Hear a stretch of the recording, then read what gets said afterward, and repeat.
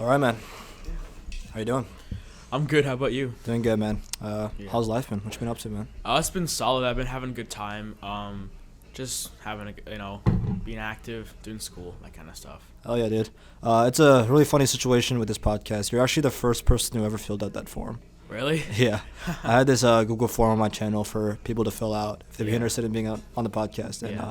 no one's really filled it out. And then I'm just sitting in Eek's class one day, and I'm open my email, and I see some random guy named Henok filled it out. I have no idea who this guy was, and I'm glad we could finally meet for the first time ever. And Yeah, perfect, man. we'll see how this podcast goes, man. I mean, it feels good.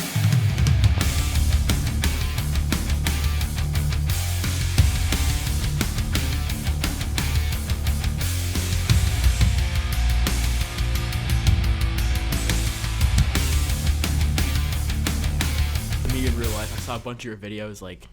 I know a bunch of the guys I've been interviewed, and I've come into your podcasts. Mainly back when you were still in Mojo, filming those videos. So probably back in September, October, November. Yeah, early era of the podcast. Yeah. Well, yeah, man. It's good that you know some of those guys, and dude, Yeah. it should be a lot of fun. For sure. But yeah, one thing I want to get going with, because it was such a hot take from you, was that you believe that Michigan did not give you a good education. Tell me about it. I wouldn't say it's a bad. They give me I wouldn't say they don't give me a good education. I just think relative to the prestige, I will say this with Michigan, you will still learn a good amount, but I feel some of the classes here, for example, I took Calc 3 here last semester for the first 2 weeks, and I dropped it because Math 215 because it was just so hard and I wasn't learning anything, and I'm taking it at Washtenaw, and it's still not easy. Calc 3 is a objectively difficult subject. It's no matter what, it will challenge you. It's a lot of content, and it's so much memorization, formulas, concepts, visualization, 3D calculus, no longer just X and Y, but it's X, Y, and Z, and it's a lot more. It opens up. You no longer do you have quadrants, you have octants now, that kind of stuff. So I feel no matter what, it's gonna be difficult, but I feel at Washtenaw I'm still learning it really well, and I'm I've learned more despite it being less difficult. I just felt that, and I feel at Michigan I've noticed that they don't do as much to inflate your grade. I feel at other prestigious schools, they for example, I've heard about Brown, one of the Ivy Leagues, they do a lot to inflate your grade. So they will essentially help you they'll almost make the classes easier to get a good grade and so you look better to help you get more jobs. Michigan is still a great school, and you still will learn very well. You'll still get a good education, but it's almost not what I expected. I thought it'd be better, but it's still not bad. So the main problems you highlighted were that you could learn better through other programs, even at a community college level. So the education level is not where you expected it. Yes. Is that the main concern? Yes, it's the main concern. So what did you expect coming in? You go into this big school, University of Michigan, prestigious, ranked super high.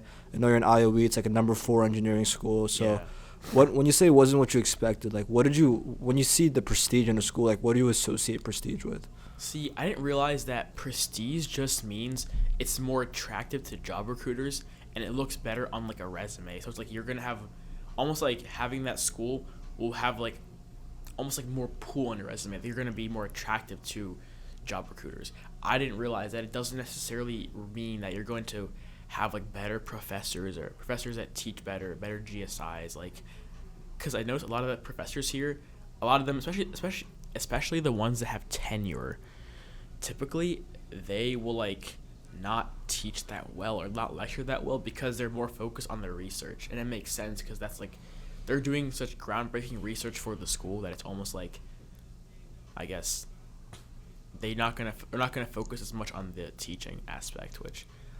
But then again, it's the main thing is that I came into it thinking everything would be perfect, it would be the best place in the world.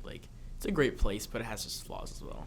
That's interesting to think about. I mean, I'd be down to explore more because I think there's 2 things we can get into. For sure. I think one is what do you even expect out of a university that's prestigious that we can explore, but also number 2, you're claiming that you learn more from something that's taught better, maybe at the community college like Washtenaw. Let's go with the first one first, because I think that sure in your eyes that you might have expected, okay, prestige equals good education, but I think there's so many other things we get from being in a school like Michigan that most people, even if they have like a good professor at Washington, would not be able to access. And I think the number one biggest thing that I saw that was incredible about Michigan is the network you build through here. Like you meet so many incredible people. I literally, on my walk to class, I'll meet like 5 incredible people. It's crazy. There's just people spawning in everywhere.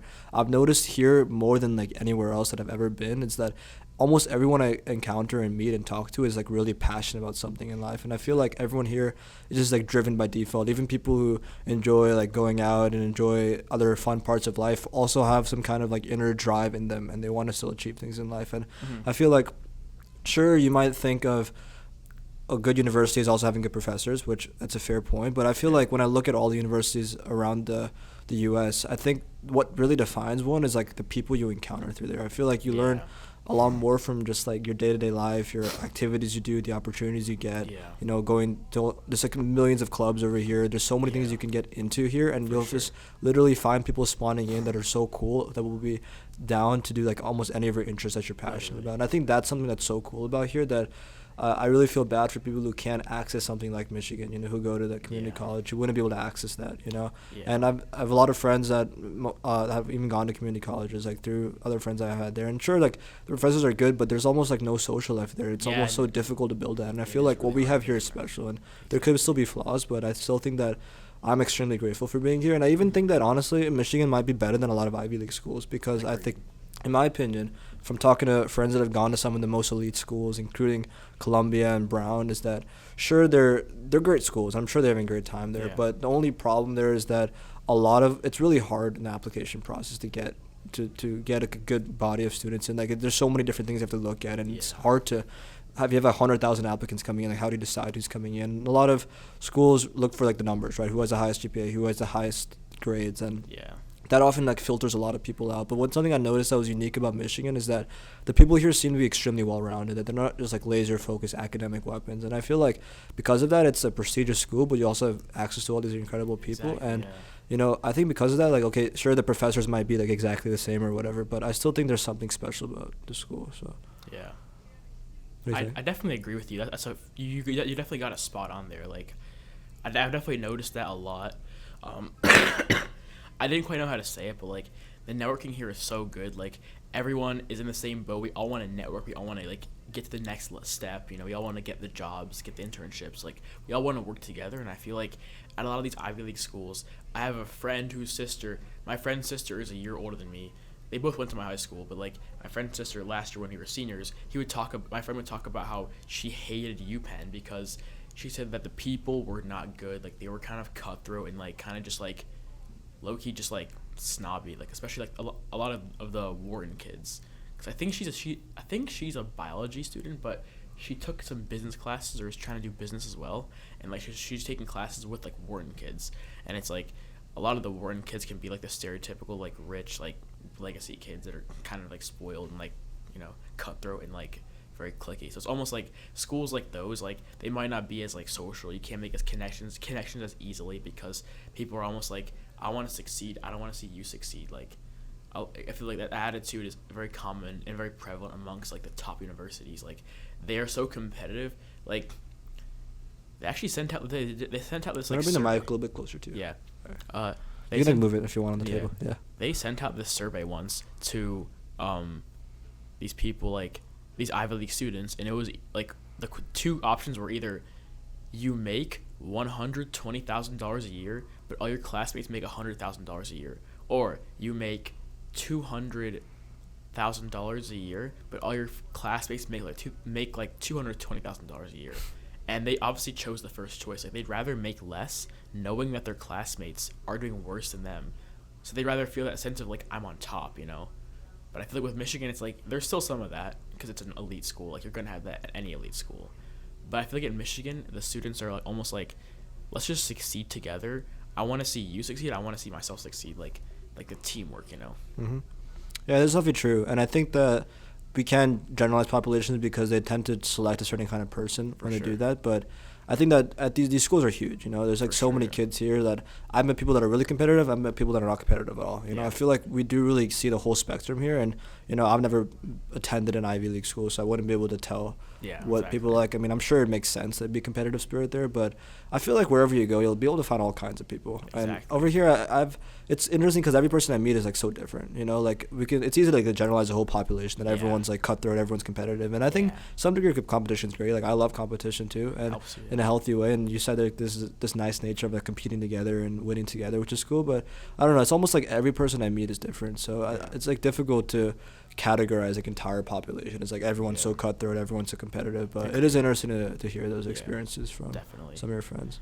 Yeah, I mean, elaborating on that, like, I love how like Michigan also, like, again, like you said, like the amount of the people, like so many different people, like you or meet people with different skills are all like motivated, passionate about something. Like I've met you're passionate about podcasts. I know a guy also living in Mojo, Ion, I think his name. Like, he's very passionate about music, and I talk to him a lot about that. And like I even like sometimes help him, like to ask me like listen to some of his like music before it's like released on Spotify, and like stuff like that. I have friends that are passionate about music, about sports, betting, poker, like stuff like that. Just everyone is interested in something different. So like, and I feel like at this school, like it's so big, you'll always find your community. It's like, I feel like at smaller schools there can be almost like that pressure to be a certain way and like fit a certain culture, because it's so small. It's almost like just like a big high school, if that makes sense. And like, obviously I'm probably gonna get more into this later in the podcast, but like my high school experience was like obviously similar to a lot of other high school experiences. It was kind of like hard because I did not quite fit in. I was kind of like the standout because I didn't care about trying to be someone else. I didn't care about popularity or being cool. I was more like, I will be confident, I'll be myself, and if you like me, cool. If you don't like me, I don't really care, like that's all right. That's interesting. In what way did you not try to conform? Like when you say that I was just trying to be me, like who is that person? Who's that person? I would say just someone that like wants to have fun, just like is not trying to do too much. That's the big thing. Not trying to do too much to like impress others, like not trying to throw others under the bus to like score points to like a popular student in school or whatever, because that happened a lot. It's very common for like someone that is like to almost like gain status, and I've seen that happen a lot with some kids. Like they were chill with me one-on-one, but then when they were around their like friends or like the people they want to impress, they could be a different person. That's something that like was a huge red flag. That's interesting. So you felt that because you weren't trying to chase status, because you're trying to be yourself, like that kind of made you stand out in a way, so you weren't able to find anyone to connect with? I could connect with some people, but it took me a while to build a good friend group. Like, freshman, sophomore year, obviously we had COVID then. Like, freshman year was COVID. Sophomore year recovering from COVID. So, it took me a while. I just kind of just dabbled in different groups, hung out with different people and, like, tried to see where I really vibed. And, like, eventually by the time I was a junior, I, like, solidified a friend group, I felt so nice. Like, I was like, I actually belong somewhere. I feel wanted somewhere. I'm not just, like, on my own and lonely. When you describe your friends as being chill around you, but then being a different person around other people, like, can you describe more, like, what? That wasn't my friends. Those were my friends were amazing. I like they were the best. They were real ones. But I'd say like the people that were like that were people that like I knew I was kind of cool with, but like I was never friends with. Like my friend group was always nice to me no matter what. They always included me. But it's almost like say like a friend of a friend of a friend, like someone that I know through some mutual connections, but I don't really hang out with at all. Like I might talk to them, but it's like I knew never to talk to them when they were around their group, because people and like they'd hang out with were like kind of fake, and they had to almost like be someone else to fit in with them. So like I just like avoided them. I was like, but what do those people act like? You just said that they act like different people. Sometimes like if you try to say hey, what's up, like try to talk to them when they're with their like friend group they're trying to impress, like they might just like kind of like get away from me, like they might be like kind of cold towards you. So were they like openly rude in front of other people and noticeable, or they kind of just try to avoid you? I'd say openly rude, like a mixture of both. Mostly like, openly rude and like kind of making fun of you, but also like sometimes just like kind of avoiding you, or like acting very weird and strange. Like, why do you think they acted like that? I just think it's like, I guess that friend group. This is what I think. I think their friend group, or that people they wanted to impress, not really a friend group, because it's like realistically all these people hate each other, But it's like, You think so?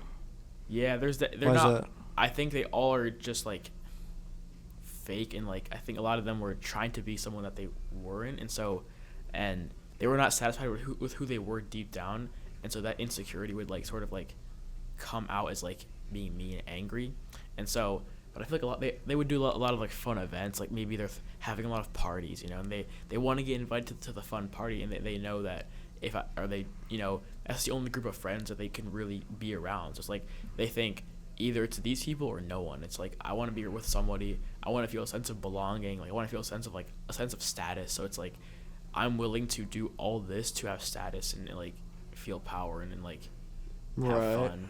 Okay. Well, I understand that. I mean, that nature is baked in everybody. Like it's not like there are certain people who have them more than others. I think to a degree we all kind of want that, right? I think we kind of respond to it differently. But I don't know. I just think that just because they maybe were insecure as people, or just because they crave that power, I don't think that necessarily means that everything they did was like a wrong thing, right? If they wanted these parties to hang out with friends, like a lot of people just genuinely enjoy that, and a lot of people that is who they are as people. Like I think it's hard to define like what does it really mean to be you.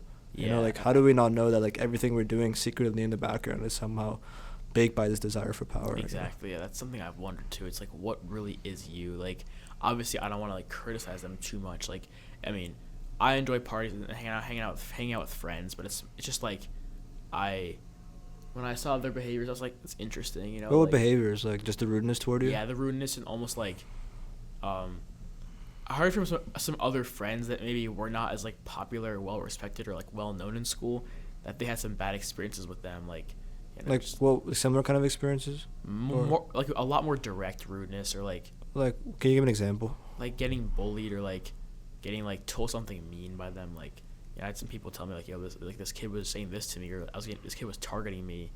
Like I'm like, interesting. Why were they doing that? But it's like.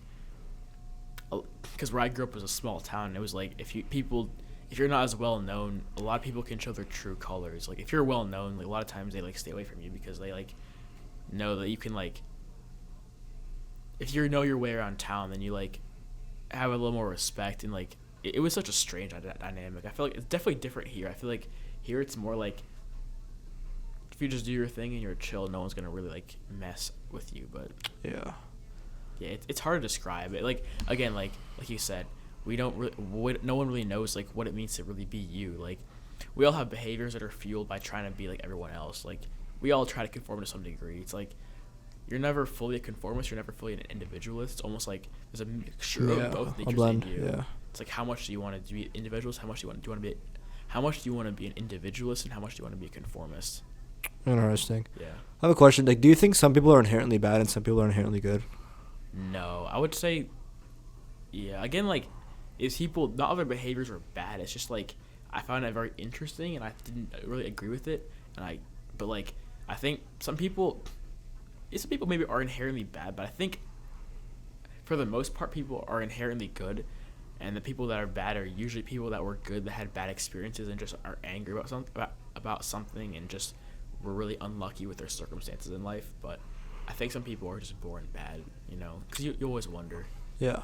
That's interesting to think about. I mean, I don't know these people. I don't know exactly what they did. Yeah. But I'm just saying from experience, like, it's interesting how you describe them as, like, maybe insecure as people. And it could definitely be true. I mean, I know that there are a lot of people out there who don't have that sense of self or might be insecure. But I also think that sometimes when we experience something negative from someone, like, we immediately want to, like, create a cop-out.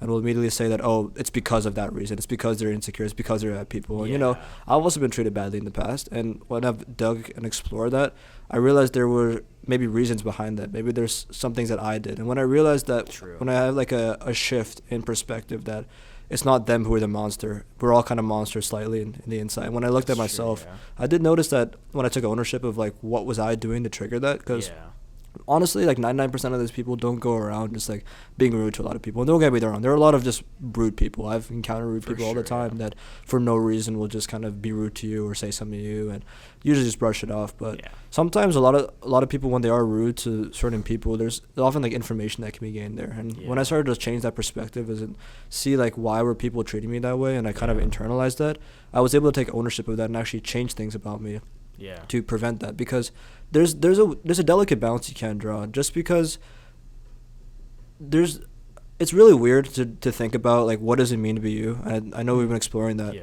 but I think just because people treat you a certain way, that doesn't necessarily mean that you should just be you, be you, be you. Because I feel like when I used to do that, it was kind of me coping from something that was more difficult or fearful that I was scared of. And I think right now in life, I feel like I am very much me as a person. Like, I literally just do what I want. I don't care what anyone thinks about me, and Yeah. I follow the passions I have in life. But I think before, I only was able to really discover that through kind of realizing why do people treat me a certain way, and then Yeah. kind of taking ownership of that. Like, there are probably reasons behind it.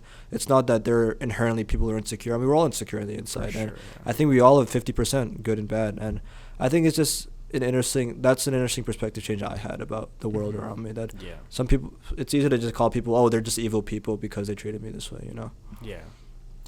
That's something I've thought about a lot as well. Like, taking ownership for what you do. Like, I will say I kind of realized that early in high school because some kids were kind of rude to me, but then I thought, like, what am I doing? Am I provoking them without knowing I'm provoking them? Like, am I getting them to, like, do they think of me a certain way that I don't realize? Like, did I do something bad to them to make them upset to want to be rude back to me? Like, I thought about it and I just thought, you know what? Maybe I did, and so I should take ownership for that, and then just, like, sort of leave them alone. Like, I always think now, just don't give them reasons to be, like, rude to you. Like, just play chill. Like, if they want to give you trouble and you're doing nothing, just ignore it. Like, again, like, most people are nice in that way, so, you know, it won't just be, like, rude to you randomly. And so eventually, if you just stay chill, you'll win the game. Like, it's kind of like it's like a battle of the mind. Like, I think just like life in general. Life in general is like a game of the mind, like a battle of the mind. Like, who can play smarter, who can be more chill, who can, like, play their cards better. When they did treat you that way and you initially felt this kind of discomfort, I guess, because of how rude they treated you, what was your response to that? Like, what did you change, or what did you do? Or Yeah, originally when I was younger, so I had a lot of weird experiences because, it's just a lot of people coming from different demographics, like, all over, you know, income levels, you know, education levels, everything was just different. Like, viewpoints on the world. Like, a lot of these people were from the small town, never left the small town, so, you know, there's some inherent racism as well, like, where they were almost, like, targeting people of color just because they were of color, and, like, you know, I mean, you couldn't even really help it. You just had to, like, deal with it. These people, I think,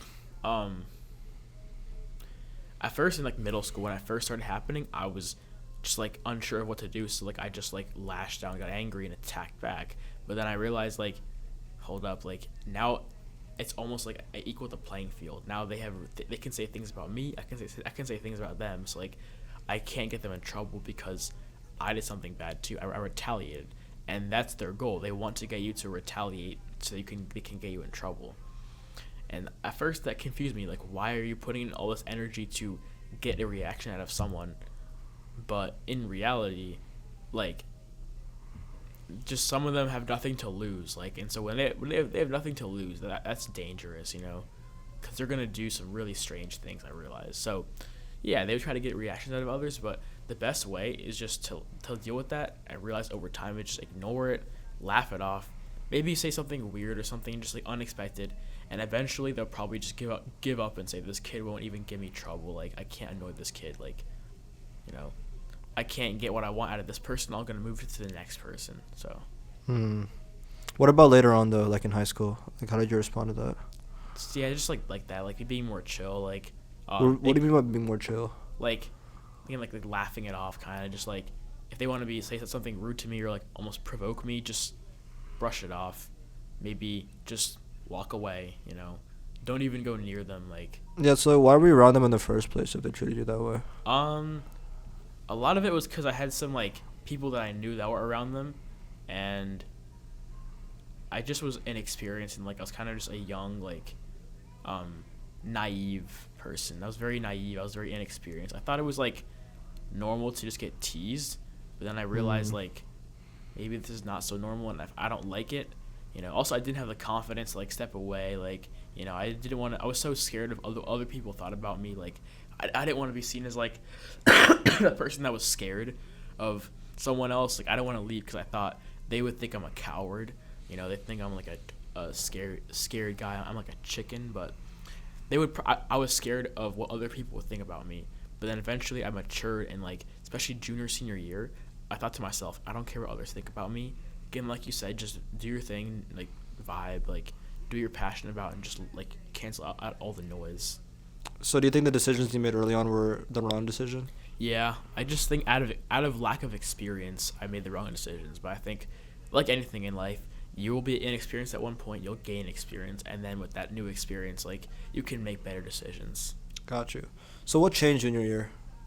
I became more focused on school. I became more determined.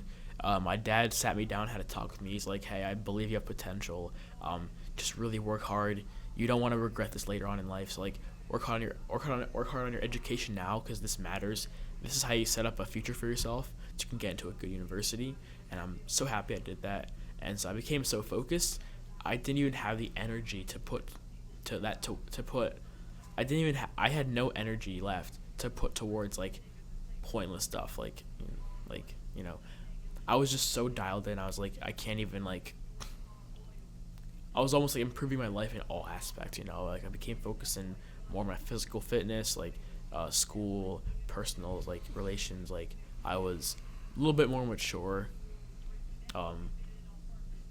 And just like learning more through life. Like I was talking to my dad more. I became closer with him, closer with my mom, my sisters, and I'm so happy I did all that, because that got me here, which like opens up a lot of doors for me now for career wise. Nice, dude. Amazing. Yeah. How were you able to build friends in junior year? So do you feel like focusing on your own stuff, not paying attention to the stuff that used to bother you a lot before, naturally things kind of fell in place, or like what was that shift? I believe that's exactly how it happened. Like I focused more on myself. I was being more of myself, doing what I was really passionate about, and then I was sort of like everything just kind of fell into place. Like I found people that actually like appreciated me for who I am, people that had similar goals as me. So yeah, and I kind of stopped caring about status, and I realized like this whole trying to be cool in high school, it's normal. I mean, it's kind of an instinct. Like it's almost like our like, it's like I guess you could call it an animal instinct. Like we're still animals, humans. So like we still have some animal instincts, and one of them is to fit in, to be part of like a tribe, or like be part of like a pack, a group. And so I can understand that, why they want to be part of a group, but I realized that I will be part of a group no matter what if I just be myself. And so I just started to be myself, instead of thinking I want to be in that group over there, so I want to act like them to be in the group. I thought I will act like myself. I will just meet as many people as possible and be open to new friends, and then the right ones will sort of like come to me. Interesting, dude. Yeah. So you kind of described this desire for status kind of as this animal instinct. Yes. And you said this desire to be a part of a group as an animal instinct. Do you think that just because it's an animal instinct, it's a bad thing necessarily, or? It's not a bad thing. I want to say it's a bad thing. It can definitely it can definitely be like difficult and kind of a bad thing in some cases, but I think, in my opinion, it's not the best way to go about life. But that's just my opinion. Everyone's like different. We all have different opinions, which I respect everyone's opinions. But I think like but I think it definitely isn't I think as an animal instinct, like it's still it's very normal. That's what I think about it. Like it's normal, but it just might not be the way to go about life, I think. But it's all down to what everyone thinks. It's different for everybody. Mm-hmm. Yeah, it's interesting because I want to go back to your friends over there. That they're not your friends, but the people who you described as they were trying to act like different people to fit in. Yeah. You described, it's normal. It's like an animal instinct, so it's okay they did that. I mean, I feel like every like tribe, every friend group has like a different kind of energy, a different kind of humor, a different kind of personality type, right? Mm-hmm. And maybe that group of people that you didn't fit in with, like your energy type didn't match with them at all. I think just because like you had to change yourself to fit in with them doesn't necessarily mean that they also had to change themselves. Like that could just be them. Like that could be them, and they could have naturally over time that's who they became as people, and that's who they naturally felt comfortable to. And I think that, sure, that I'm not saying that you should have changed yourself to be like them, because obviously Yeah. that wasn't you, and you kind of hung around, did your own thing, and you ended up finding people that did match your energy type. But Exactly. Yeah. I feel like that doesn't necessarily mean that those people had gone to the exact same stage as you, then they changed themselves, right? I don't think Yeah. they maybe I think they probably didn't change themselves, because I mean, Probably I've been in not. similar situations that I've tried to be friends with certain people, but then I realized we're just different. Yeah. That doesn't necessarily mean that they're bad people. No. It's just that that's kind of just who they are, and they Yeah. feel comfortable around each other, and that's their Yeah. kind of clique. Yeah. So I think it's just an interesting perspective that, sure that I might look at this friend group and say that I have to change myself to be part of it, but that could just be them. Exactly. Yeah. I agree. Like, it's like really hard to say like someone is objectively like weird, because some of those kids did think that about me, which is what bothered me the most. Like, it's almost like we're just different. Like, we all have different interests. Like, it's, which then when they would sort of like say like, oh, you're such like they would say, oh, Henok, you're very strange. Why do you And, think like, they said that? I think just because like they didn't realize that there are a lot of different people out there. Like, because like as you said, like maybe they thought maybe they thought the exact same thing about me. Like, I'm trying to be someone that I'm not to fit in, but it's almost like we're just different people. Like, we have different vibes, different energy, different personality. We fit into different cliques, and so like someone might think that they might think that we're weird. We might think they're weird, but we're just all being ourselves. We're just different people. It's like there's always a different vibe wherever you go, and it's almost like, where does the vibe fit you best, you know? Well, do you want this world to be like a perfect place where just everyone accepts you? Because that's not what the world's like. Yeah, I mean, that would be ideal, and like it's hard when someone like thinks you're like someone like really goes out of their way to say that you're like weird and stuff, and like when you're just being yourself and having a good time, that's hard, and like when you don't feel accepted by some people. But it is part of life, unfortunately.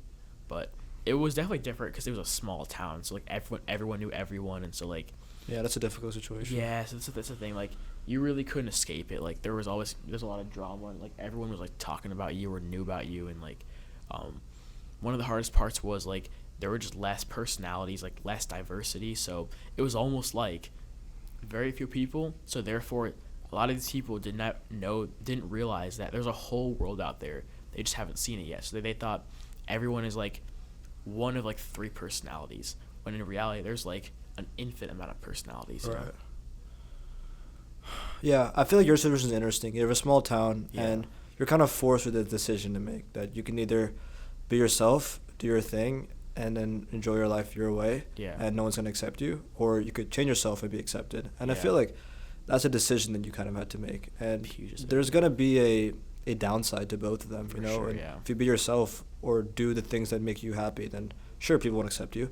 And if you are accepted by society, that'll feel great, but sure, you might not be yourself or whatever. Yeah. But I don't think necessarily there's a right decision or a wrong decision. There's It's just no, a yeah. trade-off. And I think Trade-off, that yeah. in life, you'll have to make those kind of decisions. And it can't be perfect. Life is not perfect. And I think people who try to make it perfect, people who try to paint the world as this beautiful, flowery place, like, Yeah. they don't typically succeed. It's more like the Don't. people who look at the world and see it for what it is, and see that, Yeah. we're all monkeys, we're all playing these animal instinct games, and Yeah. there's these status games. You can kind of take part in it a little bit, but as For long as you're sure. aware of it. But I don't think anyone is necessarily a good person or a bad person because of that decision they make. There's a Exactly, trade-off yeah. in both, and Exactly. you made one decision, they made a different Yeah. decision. So It's more like, what do you prioritize? It's like, what matters most to you? Do you care more about being accepted by everybody, or do you care more about just being yourself and like self enjoyment and fulfillment? you can do both. You can definitely do both. Yeah, there's definitely a way to do both, but it's all about just like seeing the situation, like as you said, seeing the world for what it is, like accepting that this is how, if I want to succeed, this is what I got to do, and like knowing like what are the right things to do and being realistic. So yeah, it was just, I was totally okay. Like I never judge anybody for who they were. I'm like, hey, as long as you're having a good time, that's cool. But what I did judge people for was acting as if I was this really weird person just because did not fit the vibe or the clique or whatever in their group. Like, it's okay to just be yourself. Maybe someone else, maybe you think someone's weird, but that's just what they want to do, But I think that's okay, just to think someone's like a little different just because they're not like you. But I do not think it's okay to go out of your way and say that person is like what is wrong with that person? That kid is like that person is so messed up or whatever. It's such a strange experience because a lot of people here never experienced that. But I definitely think it's good that I went through all that because it almost like made me appreciate here way more. Like it almost feels like I'm in like paradise here. I'm sure it's like still flawed here, but it's like I appreciate Michigan so much because I went through that experience, so. Yeah, that's interesting. And I feel like that difference between people, it could be your hometown versus Michigan. Yeah. But I think another thing it could be is also young people versus old people. Because the truth is, young people are a lot more harsh. Young people are a lot more deeper in those monkey instincts. And they're going to be outright rude to you. Like, bullying is a lot larger in elementary school, middle school, high school, where it slowly starts to taper. But, when people have their cliques going for them, they have a good social life going for them, they'll feel more comfortable picking up people. And when they see a target, they'll do it, right? And that's why it's more prevalent in young people. But as you get older, I think the difference is that just because people don't pick you outright, like in person, doesn't mean they don't feel the same way. That's where like adult life gets difficult, because now you're trying to decipher like people's true intentions. Like, people might seem like they're being friendly with you, but being able to think about like what do they actually feel. I think that's the difference between young people and old people. Like, young people, it's easy to figure out who likes you, who doesn't. They'll say it to your face, but they will. But as you get older, it gets difficult. And I feel like that's why, like, sure, it might seem like adult life is better, but then it's even more difficult to be like who's real, who's fake. And I think that could be even a more slippery slope, because at least when you're younger and people are outright rude to you, it sucks. You feel negative emotions. Negative emotions suck, but at least negative emotion is information that you can take and you can learn that, okay, those people, they don't fuck with me, so I'm just not going to hang out with them. It's so easy to tell. I agree. Like, when you're an adult, actually, my dad told me about this a lot. Like, adult life is complicated because these people, like, they kind of have to like put on a show and seem professional despite not liking you. Like, maybe they hate you, but they are seem friendly towards you.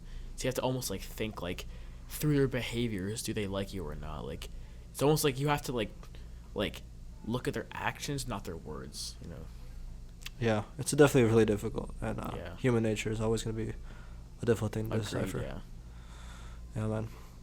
Yeah. Anyways, I actually have to head somewhere at 3:30, so I'm gonna cut it a little bit short, but I'm gonna have you sign the poster behind you. Yeah, of course. I can probably come back some other time, right? Yeah, of course. Yeah, can probably do more. There's always more time. Sam, pick a spot. You're going to be number 85. So, Henok Yohannes. Yep.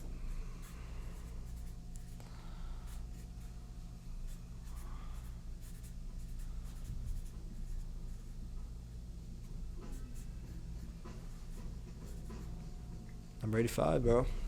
All right, Henok. Thank you for coming down, man. Have a seat. Yeah, that's fine. Have a seat. Yeah, appreciate it. Any last words? No. I mean, it's a lot of fun. Thank you so much, Sharia, for the. Is it Sharia? Yeah, Sharia. Yeah, Sharia, for the podcast. It's a great time. I'll definitely try to come back more. And yeah, I mean, definitely I was able to learn a lot, like through a good conversation, like about perspectives, like just thinking about the main takeaways, like.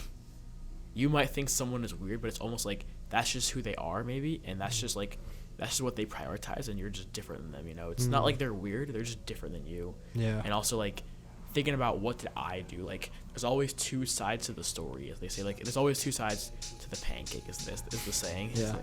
Cool, man. Yeah, I was really enjoyed hearing your story, and glad we could have this conversation today. Peace.